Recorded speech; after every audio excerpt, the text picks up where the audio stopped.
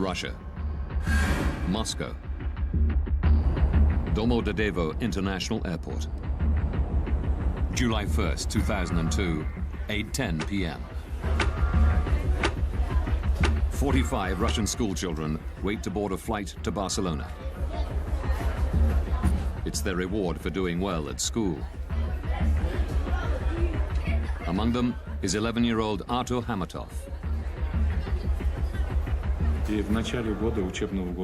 At the start of the school year, we agreed that if he finished with top grades, then he could go with the group. When I came back from work one evening, he came up to me and showed me his school report card and said, "Dad, look, I kept my word." And he looked at me with a question in his eyes, and I said, "Good, I promise you can go." The children are from Ufa in central Russia. They've been delayed in Moscow because they missed their original flight. A replacement has been chartered to take them to Spain. Flight BTC 2937 is now ready for boarding. Also on the flight are Svetlana Kaloyeva and her children, Konstantin and Diana. They're visiting their father, who's been working in Spain for a year and a half.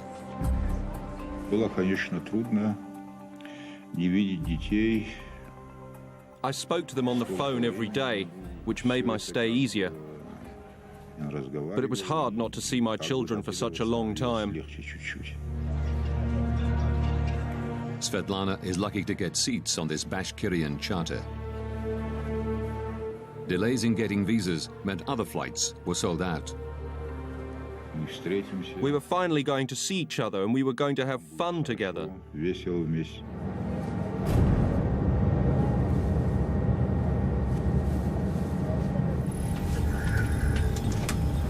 The crew complete final preparations. Дамы и господа, вас приветствует капитан корабля. Добро пожаловать на борт башкирских авиалиний.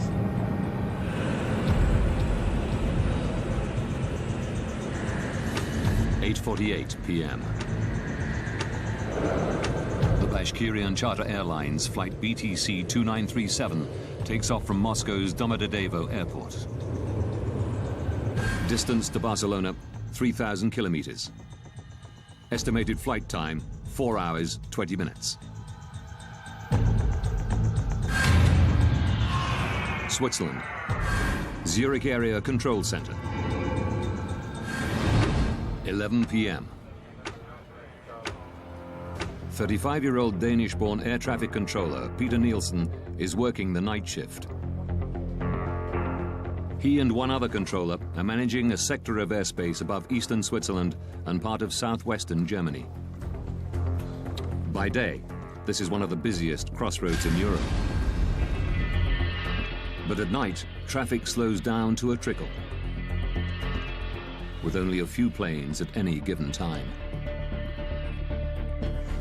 Peter Nielsen's colleague goes on a break. Nielsen is solely responsible for all Zurich area airspace. He sets one radar for traffic passing through his sector, and the other for planes coming into land at nearby Friedrichshafen Airport. But after 11 p.m., there are no scheduled landings. Nielsen can concentrate exclusively on passing traffic.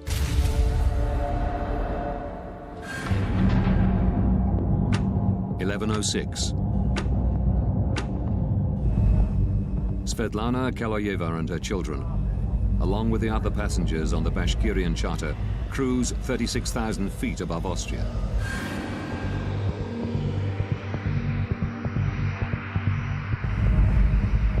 They're scheduled to arrive in Barcelona in just over 2 hours. 600 kilometers away, a DHL Boeing 757 takes off from Bergamo in Italy. Destination, Brussels.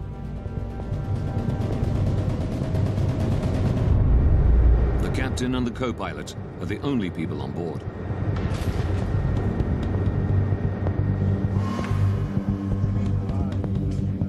maintenance engineers arrive in Nielsen's control room. So you will be working from the backup, okay? They've come to service the main radar.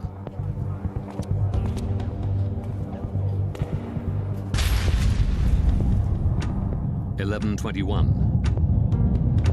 The DHL cargo plane, flight DHX 611, enters Nielsen's airspace. The captain requests permission to climb to 36,000 feet. Swiss radar, good evening, DHX 611. DHX 611 identified. Expect a further climb in 4 to 5 minutes. Before allowing them to climb, Nielsen has to regulate traffic. Descent flight level 320. The maintenance engineers now need to work on the telephone system. Work fast, please. 11:25 p.m. An unexpected plane is approaching Friedrichshafen.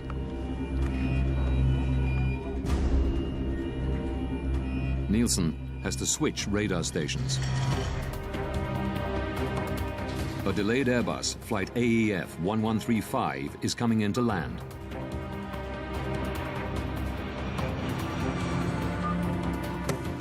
He calls the airport's control tower to let them know.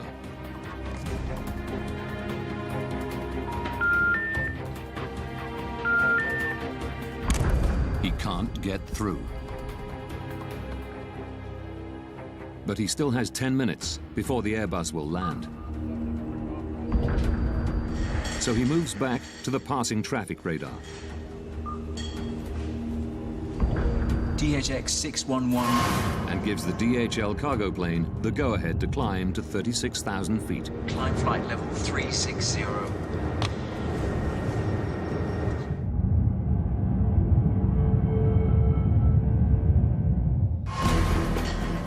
Nielsen then returns to the Airbus and calls Friedrichshafen Airport again.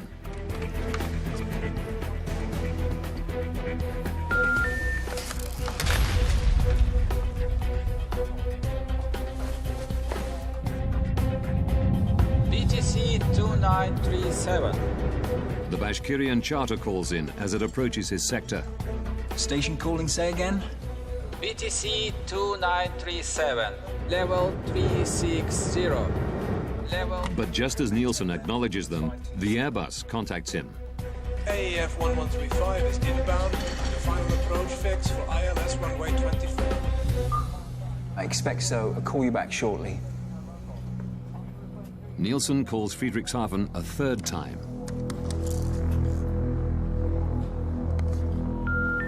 Die gewünschte Verbindung ist nicht möglich.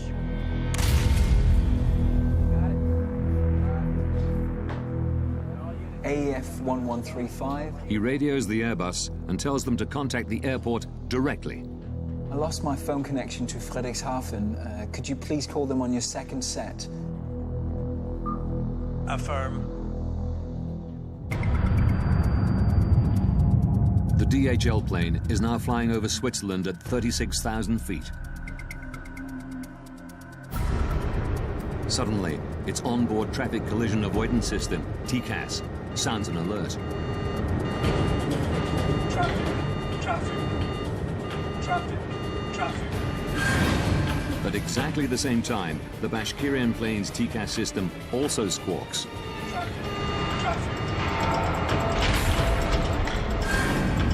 The two planes are now 25 kilometers apart. They're flying at exactly the same altitude to exactly the same spot.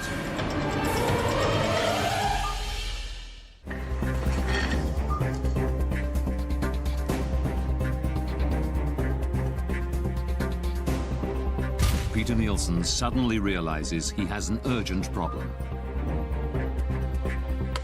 BTC 2937. He immediately tells the Russian pilots to descend. Descent flight level 350. Expedite, I have crossing traffic. Seconds later, their TCAS system says the exact opposite. Climb.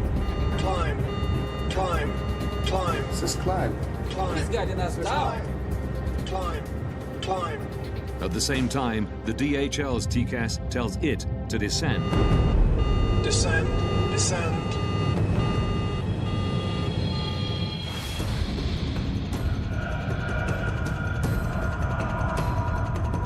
The Bashkirian crew don't know which command to follow. Climb. Nielsen repeats his instruction. Expedite, descent level 350, BTC 2937.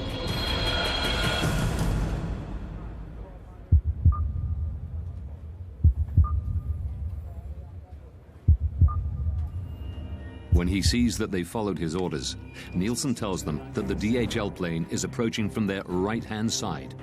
We have traffic at your 2 o'clock position, now at 360. He switches back to the Airbus.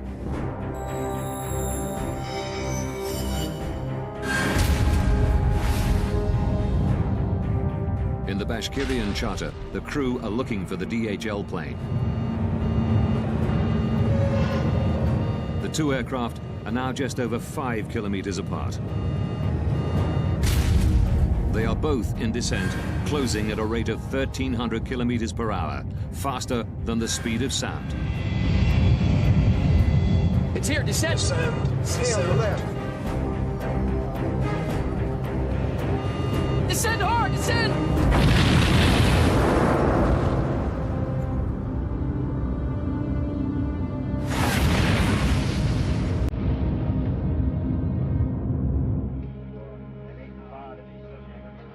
(11:35 p.m.)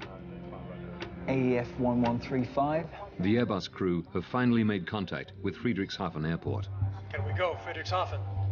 Nielsen can now hand over the plane. Affirm, bye-bye.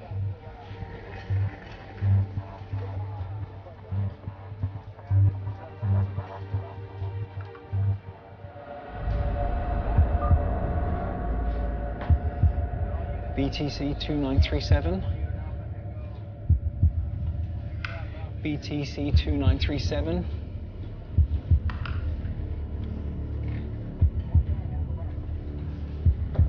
BTC 2937.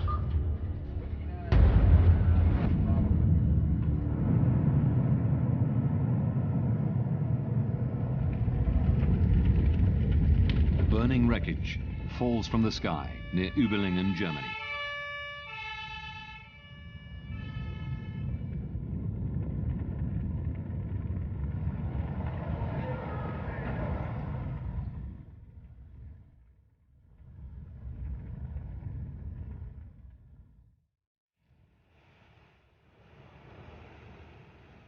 At daybreak, the police launched the biggest operation the area has ever seen. Firefighters have put out the blazing debris. Rescuers must begin the grim task of looking for bodies. The aeroplanes crashed down and all people inside are died.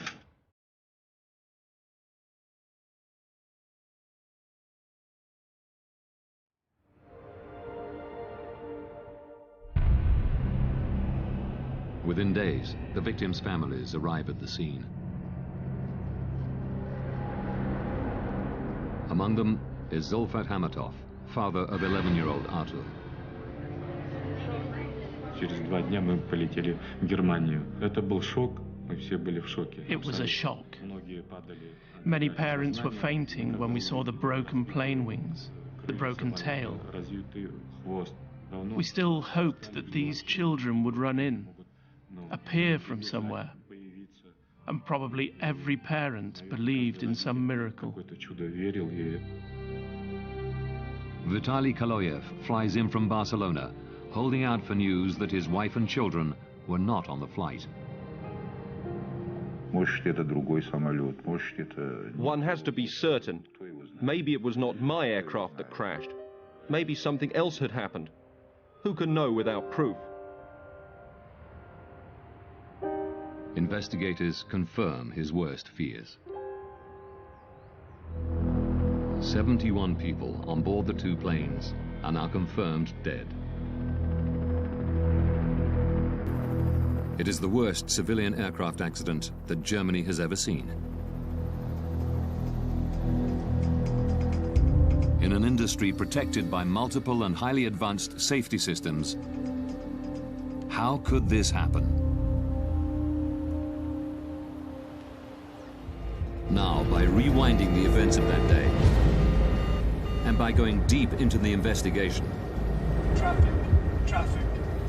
we can reveal the calamitous chain of events that brought two planes to exactly the same spot at exactly the same time.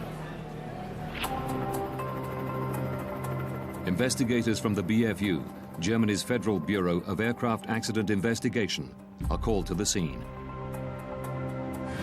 Jens Friedemann is put in charge of the crash site. Die Untersuchung eines Flugunfalls. The investigation of an air accident is like a forensic investigation, a crime scene. One wants to establish the facts. Crime scene.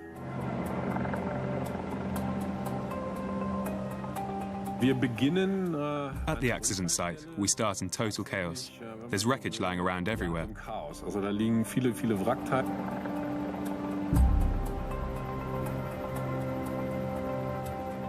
Friedemann can take nothing for granted. Not even that the two planes collided. Two aircraft were in the air. Whether they had collided or just flown past each other too close and lost control, or something like that, we just didn't know. Without the black boxes, Friedemann must try to work out what happened by examining the shattered fragments of wreckage. Key pieces are brought to a specialized storage facility in northern Germany.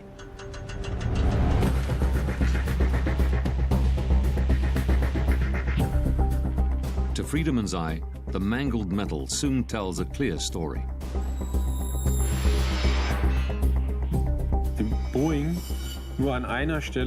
Boeing made contact with the Tupolev in one spot. The vertical tail section was broken off. The Tupolev was damaged around the left wing and on the left-hand side of the fuselage. There was also evidence of a collision on the underside of the right wing. The wreckage reveals that the DHL cargo plane and the Bashkirian charter did collide mid-air. We now know what happened. The question is, why did it happen? How could it happen that they got so close? At the crash site, amidst the fragmented pieces of the two planes, investigators have finally found what they've been looking for: the black boxes from both planes.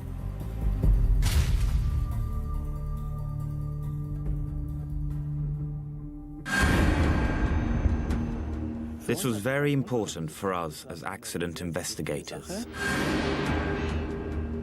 The BFU's Johann Royce joins the investigation. It is his job to analyze the contents of the recorders. The cockpit voice recorders help us understand what happened in the cockpit, how the pilots reach their decisions.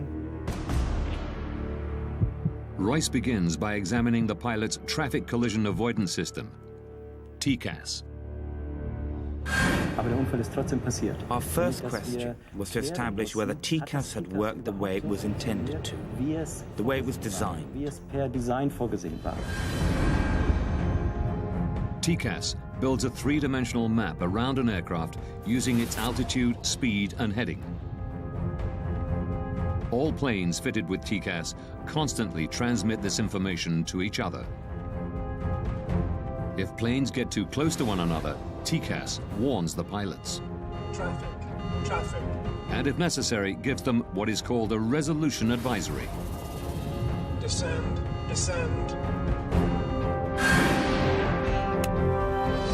Examining the black box, Royce quickly establishes that the system had worked the way it was supposed to. Traffic.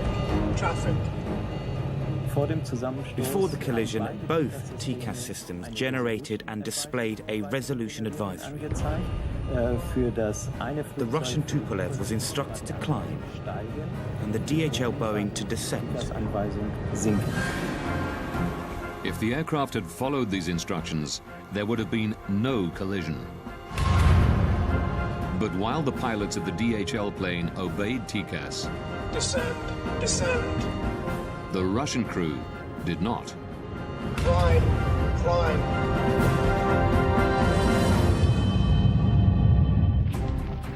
Experts from the United States are headed to the scene of the deadly mid-air collision of two aircraft in southern Germany. The Überlingen mid-air collision is now world news. The media are speculating freely and looking for someone to blame. The pilot of the Russian plane is said to have ignored repeated instructions from air traffic controllers. Why did the TCAS device meant to avoid collisions, in this case maybe help cause one? And why didn't the Russian plane descend when first ordered? A language problem? Controller commands are always in English. Black box recordings quickly eliminate one theory. Zurich, good evening. BTC 2937, level 360. Wir haben mit diesem Cockpit Voice Recorder With the cockpit voice recorder, we were able to establish that language was not the problem. The Russian crew understood English perfectly well. But the recorders reveal a surprising fact. Climb, climb. This is climb. He's guiding us down. We noticed that there was an instruction from the air traffic controller. BTC 2937, descent flight level 350. And we found that at the same time, or immediately afterwards, there was also a TCAS advisory. Climb, climb. At almost exactly the same time, the Russian pilots were instructed to do two completely different things. Descent flight level 350, expedite. Now the crew needs to make a very, very fast decision. What do they do next? And we discovered that the crew had extreme difficulty making this decision. But it should have been straightforward. The two planes were flying over Germany, and European regulations clearly state that TCAS has priority over air traffic controllers. For me, there was absolutely no explanation why something like this would happen.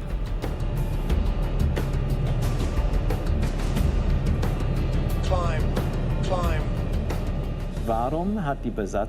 Why didn't the crew use TCAS the way it could and should be used? By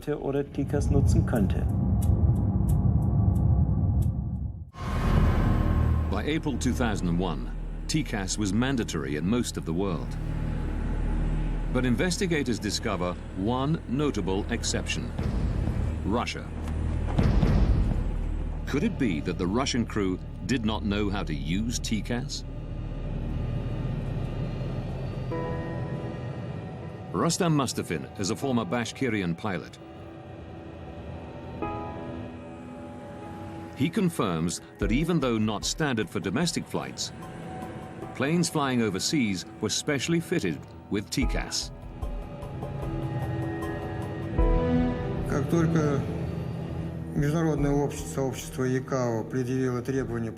As soon as the TCAS requirement was introduced, the training school of Bashkirian Airlines ensured that our pilots were trained to use the system. Mustafin regularly flew with the pilots of flight BTC 2937. By the time of the disaster, we had acquired extensive experience using it.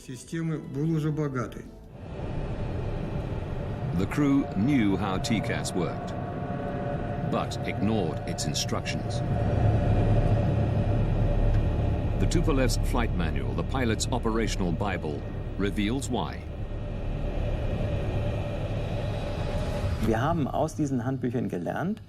We learned from these manuals that the orders from air traffic control always have a higher priority. The operations manual at the time stated that the air traffic control command was to be given precedence over TCAS in the event of the system issuing an alert. It said that the air traffic control had the final authority. Contrary to European regulations, the Russian crew were trained to use TCAS only as an advisory system and could choose to follow the controller's instructions if they wanted. They were following TCAS regulations, but Russian style. I would have done exactly what these guys did. I would have carried out the air traffic control command. Suddenly, we were able to understand why the crew acted the way they did. Investigators have discovered why both planes were in descent. While the DHL crew had followed TCAS, the Russian pilots obeyed air traffic control. But this doesn't answer a more basic question. TCAS is meant as a system of last resort. The planes shouldn't be close enough even to trigger it in the first place. Investigators have turned their attention to the air traffic control room. A controller must advise pilots to change altitude at least 2 minutes before a potential conflict. But Peter Nielsen didn't tell the Russian crew to descend until just 43 seconds before collision. BTC 2937, descent. Why did the air traffic controller issue the separation order so late? So late that the danger of an accident actually existed. Through shift logs and interviews, investigators learned that Nielsen was the only air traffic controller on duty on the night of July the 1st. Official Skyguide policy is to have a minimum of 2 air traffic controllers on duty at any given time. Investigators learn that it had become standard procedure at Skyguide for one controller to go on an extended break during the night shift. Tom Larsen was a close friend of Nielsen's, working alongside him for many years.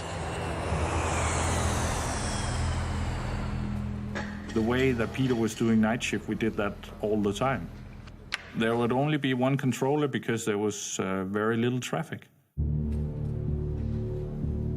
Between 11 p.m. and 6 a.m., there are no scheduled landings at any of the airports in the area.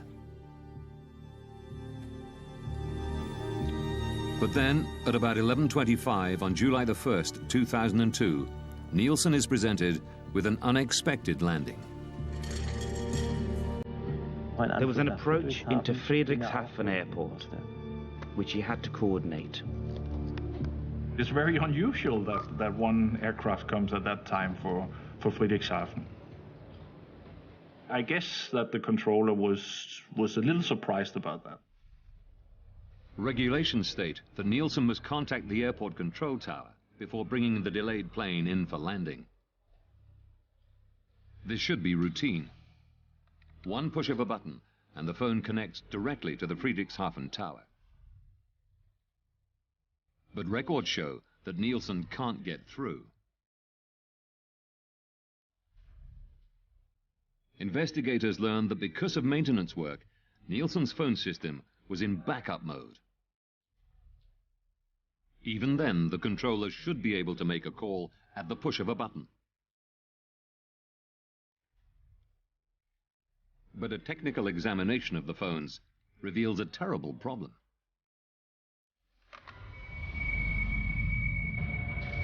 Dieses Backup, was als zusätzliche Verbindung noch... The backup, which should have been there as an additional link, was not working that evening. Phone communication was not possible due to a technical problem. Nielsen tries repeatedly to call Friedrichshafen. A routine task is suddenly taking up most of his time. Die gewünschte Verbindung ist nicht möglich. He was busier than would normally have been the case because he had no way of making phone calls. He had to look for alternate solutions. He had to look for other ways to communicate. I lost my phone connection to Friedrichshafen. Could you please call them on your second set? Preoccupied with handing over the delayed Airbus, Nielsen ignores the passing traffic. It was like 5 minutes that he was focused on that problem. So that took his vigilance away from what was going on the screen, on the radar screen. But his radar has an emergency function that should alert him of the impending danger. Short-Term Conflict Alert, or STCA. Short-term conflict alert is another system like, it's similar to TCAS, just a ground-based system that helps us on the radar if we miss a conflict. If we don't see it in time, it will give us an alarm. 2 minutes prior to a potential collision, an STCA alert should flash on both of Peter Nielsen's radar screens, along with an audio warning. This is exactly what happens 180 kilometers away in Karlsruhe, Germany. Die Flugsicherung in Karlsruhe. Air traffic control in Karlsruhe had detected on their radar screen that 2 aircraft were getting closer than they should have been. Als es eigentlich sein sollte. Records reveal that the controller in Karlsruhe tries to call Nielsen to warn him. But Zurich's faulty backup phone system means he can't get through. Aviation rules say he isn't allowed to contact planes not in his sector unless the controller in charge has lost consciousness or has left his post. The Karlsruhe ATC decides to stick to protocol and tries calling Nielsen 11 times in total, but he never gets through. BTC 2937. Records show that Nielsen's visual STCA did not go off. Royce learns that Zurich's radar was also under maintenance, meaning it too was in backup mode.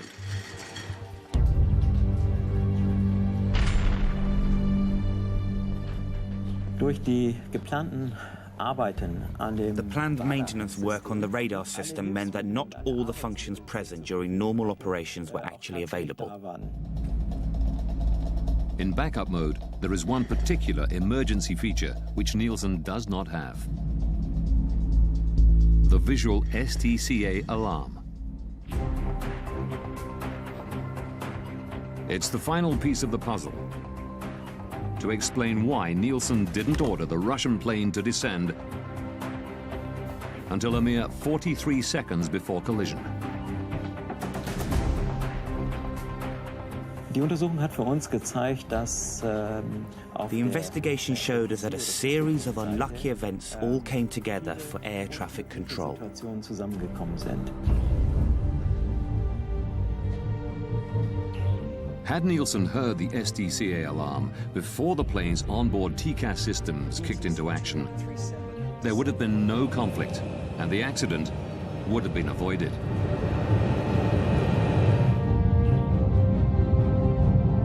But then, one final twist. 19 seconds before collision, Peter Nielsen tells the Russian pilots that the DHL plane is approaching from their right-hand side. We have traffic at your 2 o'clock position, now at 360. Where is it? It is actually approaching from the left, the 10 o'clock position.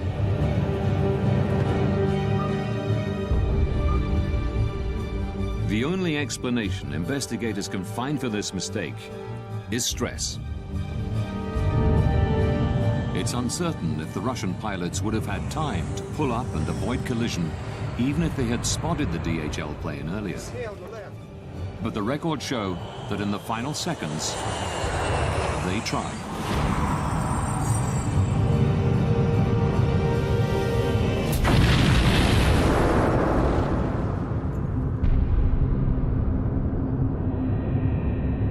Upon impact, the Bashkirian charter breaks into 4 pieces.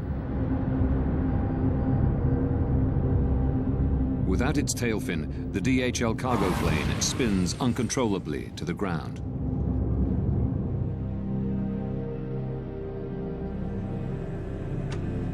February 21st, 2004. As investigators write up their final report, Vitaly Kaloyev flies to Zurich. He's become obsessed with finding somebody to blame for the death of his wife and children. I wanted to hear them say, "We are responsible, but forgive us if possible." They killed so many children and nothing had happened. No apologies, no expressions of sorrow, nothing. Nielsen still worked at Skyguide, but was moving into areas of safety analysis. Kaloyev found where he lived. I went to see the controller. I knew he had been on duty that night. All this had to be brought to an end. Everything had to be closed. I didn't want to wait any longer and decided to finish this myself. Nielsen came out. He was taller than me. I showed him the photos of my children lying in their coffins. He pushed my hand away. Then he got what he deserved.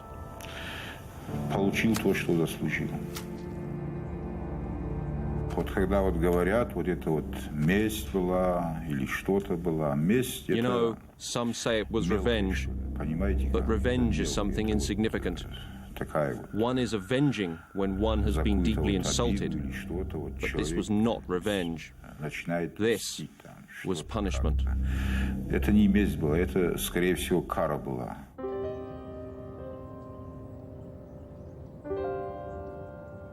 In Switzerland, a man has been arrested in connection with the killing of an air traffic controller who'd been on duty when two planes collided 2 years ago.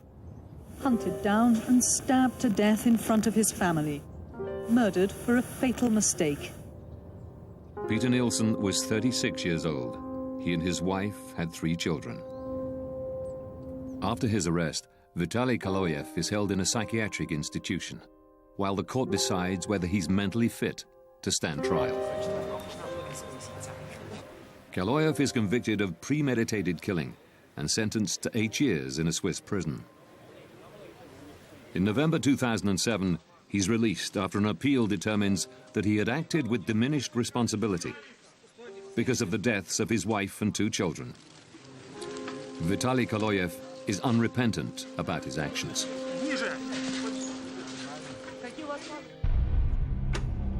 In May 2004, after almost 2 years of painstaking work, the German investigative team publish their final report. It's now possible to rewind the events of that fatal day, following the evidence uncovered during the investigation.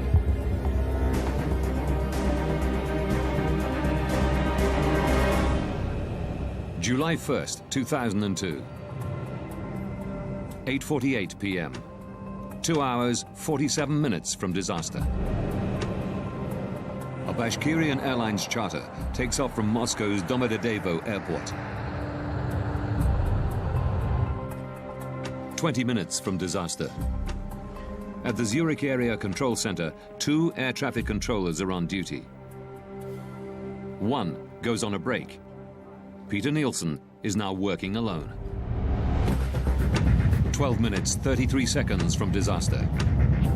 A DHL cargo plane enters Nielsen's airspace and requests permission to climb to 36,000 feet. 9 minutes, 49 seconds from disaster. A delayed Airbus is coming in to land at Friedrichshafen Airport. Nielsen tries to call the airport to hand over the flight. But his phone system is in backup mode due to maintenance, and the backup system has a fault. 5 minutes, 21 seconds from disaster. The Bashkirian charter radios Nielsen. It's flying at 36,000 feet and is about to enter his airspace. Good evening, BTC 2937. 2 minutes from disaster. The Bashkirian and DHL planes are now at the same altitude, less than 44 kilometers apart, closing in on each other faster than the speed of sound. The Short-Term Conflict Alert, or STCA, should now warn Nielsen of the impending collision. But his radar is also in backup mode, so the STCA is not fully functioning. 43 seconds from disaster. Nielsen finally notices that the 2 planes are on a collision course. He immediately tells the Russian pilots to descend. Descent flight level 350. Seconds later, TCAS goes off in both planes. It tells the DHL pilots to descend. Descend, descend. And the Russian crew to climb. Climb. He's guiding us down. Nielsen is unaware that both planes have been issued advisories. He repeats his instructions to the Russian pilots. 2937. Descent flight level 3. Russian guidelines allow pilots to make their own decisions in such conflict situations. Here, they follow Nielsen's command. Both planes are now in descent. 19 seconds from disaster. Nielsen believes the conflict is resolved. But before signing off, he tells the Russian crew that the DHL plane is approaching from the right. In fact, it's approaching from the left. 3 seconds from disaster. The Russian crew have spotted the DHL plane. They pull up, but it's too late. Descend hard, descend!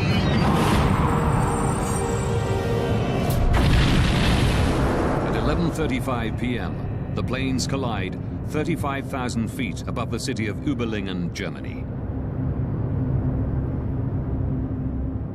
All 71 people on board the two planes die.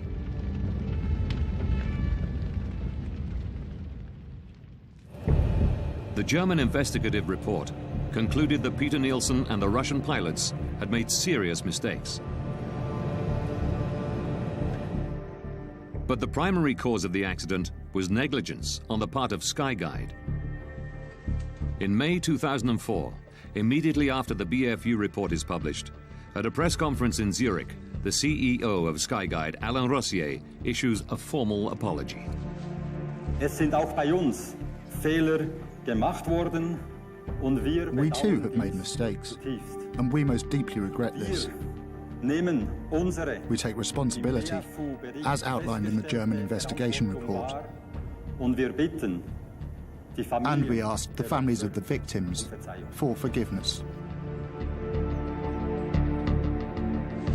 In September 2007, a Swiss court finds 4 Skyguide employees guilty of negligent homicide.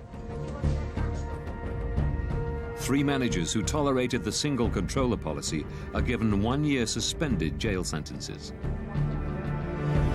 The project leader overseeing the maintenance work on the night of the collision is fined 13,500 Swiss francs, roughly $11,000. Following recommendations from the German investigative team, Skyguide implements a variety of procedural changes. They now ensure there are always 2 controllers on duty, even during the quiet night shift. Nobody will ever find themselves in Peter Nielsen's position again.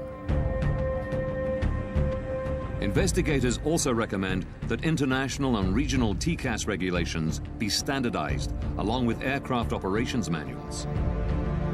TCAS must have ultimate priority over air traffic control. One cannot say with 100% certainty that this kind of event will never happen again. But we are very confident that we were able to make a significant contribution to preventing the repetition of an event like this.